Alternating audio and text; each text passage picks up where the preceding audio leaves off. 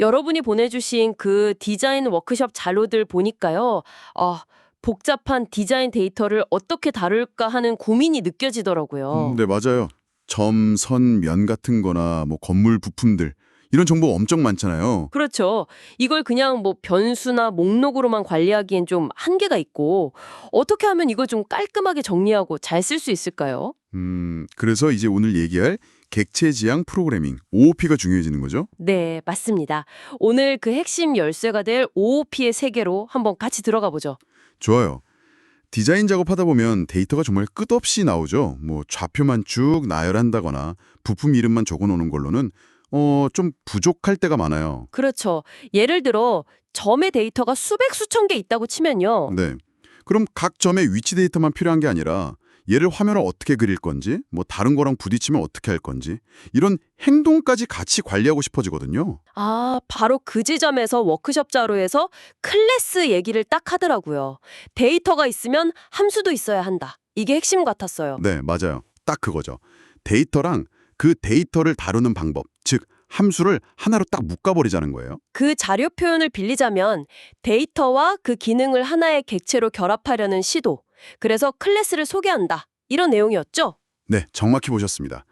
클래스는 뭐랄까 설계도 같은 거예요. 청사진이요. 그리고 이 설계도로 실제로 만들어낸 게 바로 객체인 거죠. 아하, 설계도랑 실제 결과물이군요. 네, 예를 들어 점, 포인트 클래스라는 설계도를 만들면 이걸로 뭐 실제 공간상의 점 객체들을 막 찍어낼 수 있는 거예요. 그럼 그 객체 안에는 뭐가 들어있는 거죠?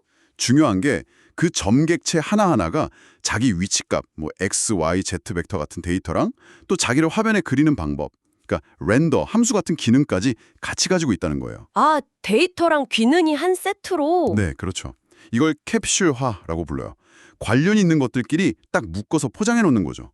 그러니까 점객체 스스로가 자기를 관리하게 되는 셈이에요. 와, 그럼 객체가 그냥 데이터 덩어리가 아니라 뭔가 스스로 뭘 할 수 있는 그런 존재가 되는 거네요. 네, 맞습니다. 그럼 이 클래스 방식이 왜 그렇게 좋은 건가요? 자료 보니까 상속이라는 얘기도 꽤 중요하게 나오던데요. 상속. 네, 그거 정말 강력한 개념이죠. 워크숍 자료에 나온 그 다각형, 폴리곤이랑 폴리라인 예시 기억나세요? 네네, 봤어요. 다각형이라는 게 기본적으로 폴리라인의 특징을 거의 다 가지고 있잖아요. 선들이 이어진 거니까요. 그렇죠. 끝점에 붙어 있다는 것 빼고는 비슷하죠. 네.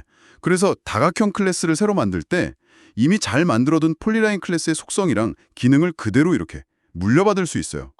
처음부터 다 만들 필요 없이요? 네. 폴리곤은 폴리라인과 동일하므로 기본적으로 모든 매개 변수를 상속받는다는 자료 설명이 딱 그거죠.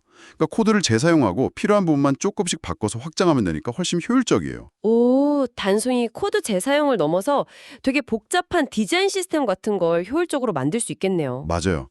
특히 막 다양한 변형이 필요한 복잡한 디자인 요소를 다룰 때 아주 유용하죠. 근데 흥미로운 게 자료에서 이런 OOP 원칙이 꼭 코딩할 때만 쓰는 건 아니라고 강조하더라고요. 세상 만물을 다 바라보세요. 어떻게 추상화시키지? 이런 말이 있었어요. 네네.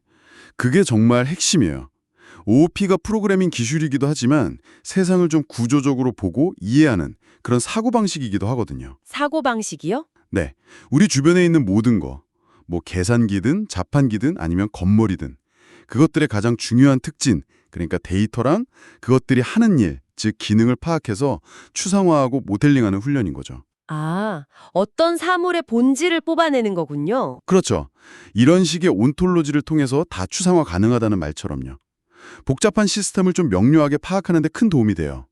디자이너분들한테는 복잡한 건축 구조나 사용자 인터랙션 같은 걸 체계적으로 구상할 때 되게 유용한 관점이 될 수 있죠. 그렇군요. 그렇게 시스템을 만들다 보면 흔히 부딪히는 문제들이 있을 텐데 그거에 대한 해결책으로 디자인 패턴 이야기도 잠깐 나왔었어요. 싱글톤이랑 어댑터요. 이건 뭔가요?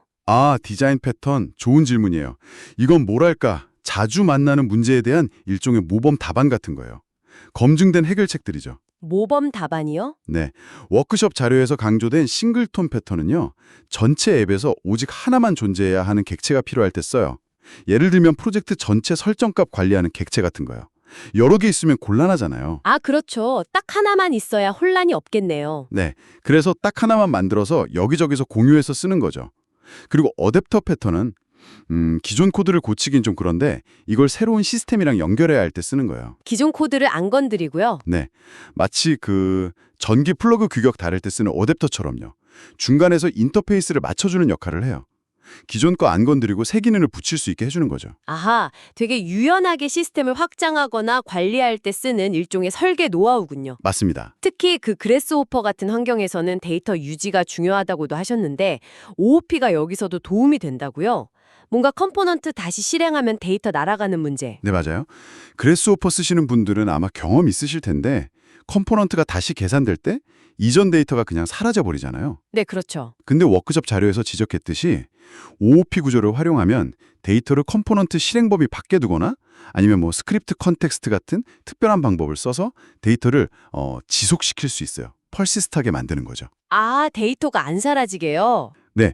그러니까 계산 결과를 잃지 않고 다음 단계나 뭐 다음 실행 때도 계속 이어져 사용할 수 있게 되는 거예요. 데이터를 퍼시스트하게 하려면 클래스가 그게 가능하게 한다. 이 결론이 바로 그 얘기입니다. 와, 결국 OOP랑 데이터 구조라는 게 단순히 코드를 짜는 기술을 넘어서는 거네요. 복잡한 디자인 정보를 잘 조직하고 관계 맺게 하고 심지어 뭔가 행동하게 만드는 되게 강력한 사고의 틀 같아요. 그렇죠. 데이터를 그냥 쭉 늘러놓는 게 아니라 진짜 구조를 만들고 생명력을 불어넣는 느낌이죠.